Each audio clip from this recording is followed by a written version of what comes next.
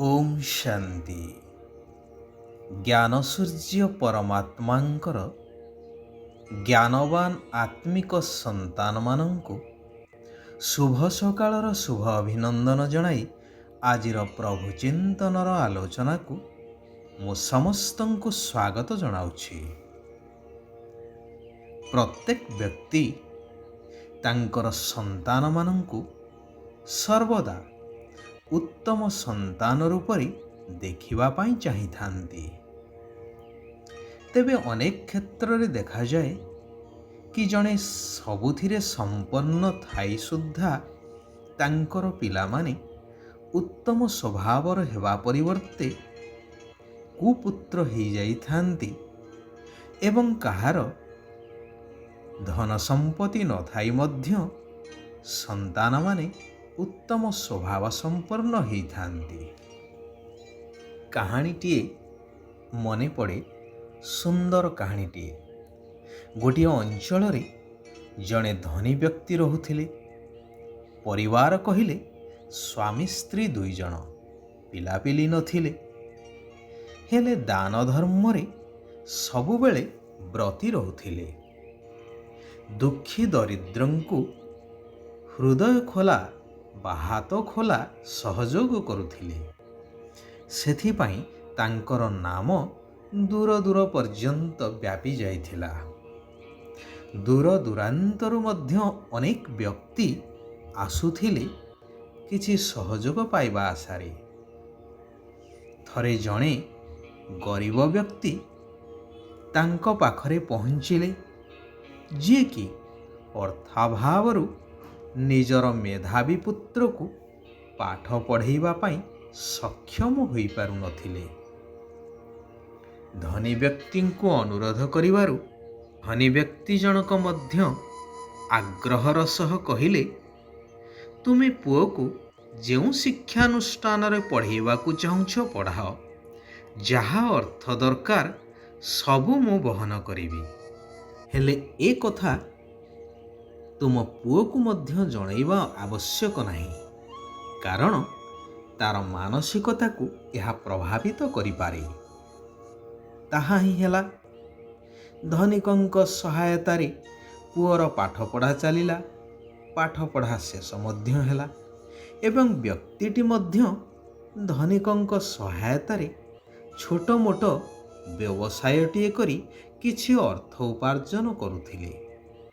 ତେଣୁ ସେ ଦିନେ କହିଲେ, ମହାଶୟ, ଆପଣ ମୋତେ ଆଉ ଧନ ଦେବା ଆବଶ୍ୟକତା ନାହିଁ, କାରଣ ଆପଣଙ୍କ ଦୟାରୁ ପୁଅର ପାଠପଢ଼ା ଶେଷ ହୋଇଯାଇଛି। ସେ ପ୍ରଶାସନିକ ପରୀକ୍ଷାରେ ମଧ୍ୟ କୃତକାର୍ଯ୍ୟ ହୋଇଛି ଏବଂ ଆପଣ ଦେଇଥିବା ଅର୍ଥରେ ମୁଁ ଛୋଟିଆ ବ୍ୟବସାୟଟିଏ କରି କିଛି ଉପାର୍ଜନ ମଧ୍ୟ କରୁଛି।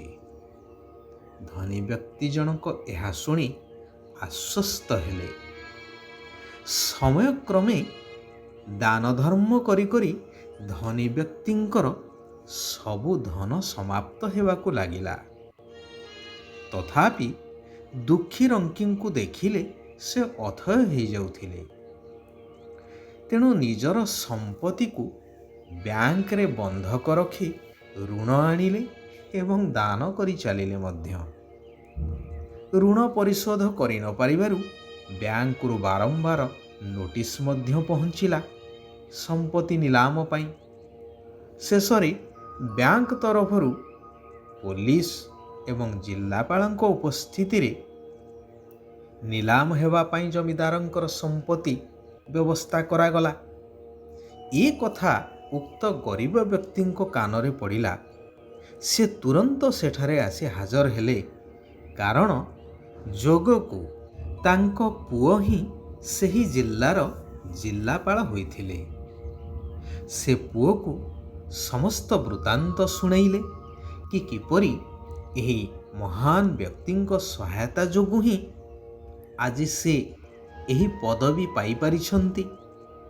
ଏହା ଶୁଣି ପୁତ୍ର ମଧ୍ୟ ଆଶ୍ଚର୍ଯ୍ୟ ହେଲେ ଏବଂ ଧନିକଙ୍କ ଉପରେ ଲାଗିଥିବା ସମସ୍ତ କାର୍ଯ୍ୟବାହୀକୁ ବନ୍ଦ କରି ନିଜେ ସାକ୍ଷୀ ରହିଲେ ସମସ୍ତ ଋଣ ପରିଶୋଧ କରିବା ପାଇଁ। ଏବଂ ଧନୀ ବ୍ୟକ୍ତିଙ୍କୁ ତାଙ୍କ ସମ୍ପତ୍ତିର କାଗଜପତ୍ରକୁ ଫେରସ୍ତ ମଧ୍ୟ କରିଦେଲେ। ଏହା ଦେଖି ଉପସ୍ଥିତ ସମସ୍ତ ଜନତା ତାଙ୍କୁ ଧନ୍ୟ ଧନ୍ୟ କହିଲେ।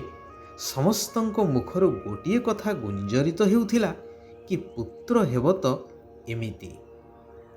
ହେଲେ ବର୍ତ୍ତମାନର ବସ୍ତୁବାଦୀ ଦୁନିଆରେ ସବୁ କିଛି ଓଲଟା ହେଇ ଚାଲିଛି। ଯେଉଁ କାରଣରୁ ଦୁନିଆ ଆଜି ଏପରି ସ୍ଥିତିରେ ପହଞ୍ଚି ଯାଇଛି, କେହି କାହାକୁ ବିଶ୍ୱାସ କରିବା ପାଇଁ ମଧ୍ୟ ପ୍ରସ୍ତୁତ ନୁହନ୍ତି। ତେଣୁ ଭଗବାନ ବର୍ତ୍ତମାନ କହୁଛନ୍ତି କି ଆତ୍ମିକ ସନ୍ତାନଗଣ ନିଜେ ଗୁଣବାନ ହୋଇ ଅନ୍ୟମାନଙ୍କୁ ଗୁଣବାନ ମାର୍ଜିତ କରିବାର ସେବା କରିବା ପାଇଁ ମୁଁ ଯେଉଁ ଜ୍ଞାନ ପ୍ରଦାନ କରୁଛି ତାହା ନିଜେ ଧାରଣ କରି ଅନ୍ୟମାନଙ୍କୁ ମଧ୍ୟ ଦାନ ଦେଇ ଚାଲ। ଯେତେ ଯେତେ ଜ୍ଞାନ ଦାନ କରିବ ସେତେ ସେତେ ତୁମ ବୁଦ୍ଧି ମାର୍ଜିତ ହୋଇ ଚାଲିବ, ତୁମେ ସୁପୁତ୍ର ହୋଇଯିବ। ଶିବ ବାବା କହୁଛନ୍ତି, ମୋ ନିକଟରେ ଦୁଇ ପ୍ରକାରର ସନ୍ତାନ ଏବେ ଅଛନ୍ତି। ଗୋଟିଏ ହେଲେ ସୁପୁତ୍ର ସନ୍ତାନ, ଦ୍ୱିତୀୟଟି ହେଲେ କୁପୁତ୍ର ସନ୍ତାନ। ଯେଉଁମାନେ ସୁପୁତ୍ର ସନ୍ତାନ ସେମାନେ ଶରୀର, ମନ, ଧନ ସହିତ ପୂର୍ଣ୍ଣ ରୂପରେ ସମର୍ପିତ ଅର୍ଥାତ୍ ନିମିତ୍ତ ହୋଇଥାନ୍ତି। ପ୍ରତ୍ୟେକ ପାଦରେ ମୋ ଶ୍ରୀମତକୁ ପାଳନ କରିଥାନ୍ତି। ହେଲେ କୁପୁତ୍ର ସନ୍ତାନମାନେ ମୁଖରେ କେବଳ ମମ୍ମା ବାବା ବୋଲି କହିଥାନ୍ତି, ହେଲେ ଶ୍ରୀମତରେ ପୂର୍ଣ୍ଣ ରୂପରେ ଚାଲିନଥାନ୍ତି। ବିଶ୍ୱ ପରିବର୍ତ୍ତନର ମହାନ ସେବା କରିନଥାନ୍ତି। ଯେଉଁ କାରଣରୁ ଚାଲୁ ଚାଲୁ ସଂଶୟରେ ଆସି ତଳକୁ ତଳକୁ ଖସି ଯାଇଥାନ୍ତି। ହେଲେ ସୁପୁତ୍ର ସନ୍ତାନମାନେ ପୁରା ନିଶ୍ଚୟ ବୁଦ୍ଧି ହୋଇଥାନ୍ତି।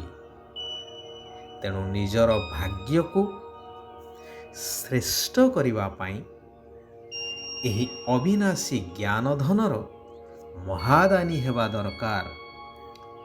ସାରା ବିଶ୍ୱର ଆତ୍ମାମାନଙ୍କୁ ଆତ୍ମିକ ପରିଚୟ ଦେବା ସହିତ ସତ୍ୟ ପିତା ନିରାକାର ପରମାତ୍ମାଙ୍କର ସତ୍ୟ ପରିଚୟ ପ୍ରଦାନ କରିବା ଦରକାର।